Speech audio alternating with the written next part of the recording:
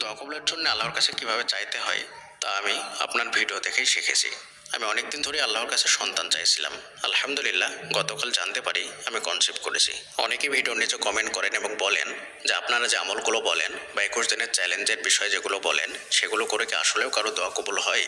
তাদের জন্যে আজকের এই দোয়া কবুলের গল্পটি। সন্তান লাভের জন্যে আমরা যে টিপসগুলো দিয়েছিলাম বা যে জিকির আজকারগুলো দিয়েছিলাম সেগুলো করার পরে তিনি কনসিভ করেন। এই দোয়া কবুলের গল্পটি সন্তান লাভের বিষয়ে একজন বোনের বাস্তব জীবনের দোয়া কবুলের গল্প। আমরা সত্য ঘটনা অবলম্বনে বাস্তব মানুষের জীবনের দোয়া কবুলের গল্পগুলো আপনাদের সঙ্গে শেয়ার করি।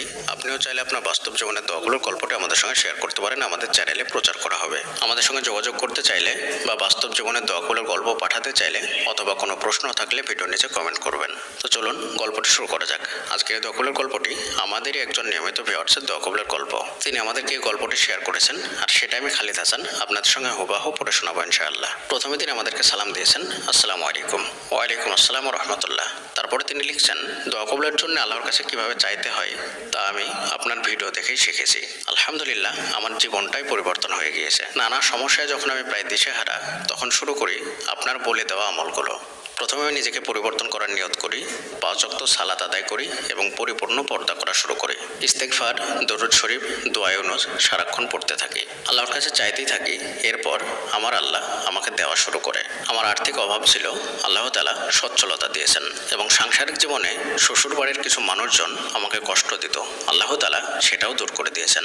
এতটাই মানসিক কষ্টে ছিলাম যে দুনিয়ার কোনো কিছুই তখন ভালো লাগতো না। সেই সময় আল্লাহকে আপন ভাবতে শুরু করি, কান্না করতাম আর আল্লাহকে ডাকতাম নামাজে বসে, আবার আকাশের দিকে তাকিয়ে। আর মনে প্রাণে আমি আল্লাহকে ভালোবাসতে শুরু করি আর বিশ্বাস করি আল্লাহ ছাড়া আমার কেউ আপন নেই। আমি অনেকদিন ধরে আল্লাহর কাছে সন্তান চাইছিলাম।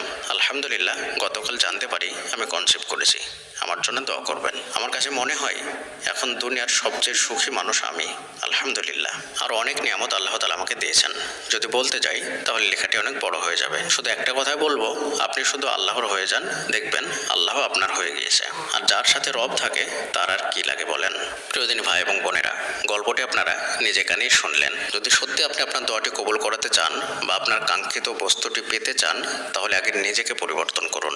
এই বোন একটি সুন্দর কথা বলেছেন, আর সেটি হচ্ছে যে আপনি যদি আল্লাহর হয়ে যান তাহলে আল্লাহ তাআলা অবশ্যই আপনার হয়ে যাবেন। কিন্তু আমরা নিজেকেই পরিবর্তন করতে চাই না, তারপরে আবার দোয়া কবুল করাতে চাই। এই বোনের জীবনে যত সমস্যা ছিল সব সমস্যা আল্লাহ তাআলা সমাধান করে দিয়েছেন। আর্থিকভাবে সচ্ছলতা দিয়েছেন, সন্তান দিয়েছেন, সম্মান দিয়েছেন, শ্বশুরবাড়ির অত্যাচার থেকে মুক্তি দিয়েছেন এবং সর্বশেষ তিনার জীবনে মানসিক শান্তি দ্বারা পরিপূর্ণ করে দিয়েছেন, যেটা সবচাইতে গুরুত্বপূর্ণ বিষয়। একটা সময় ছিল যখন তার মনে হতো যে পৃথিবীর কোনো কিছুই তার ভালো লাগতো না, কিন্তু এখন তার মনে হয় যে পৃথিবীর সবচাইতে সুখী ব্যক্তি হলেন তিনি। সুবহানাল্লাহ। এত কিছু পাওয়ার জন্যে প্রথমে তিনি নিজেকে একটু একটু করে পরিবর্তন করা শুরু করেছেন।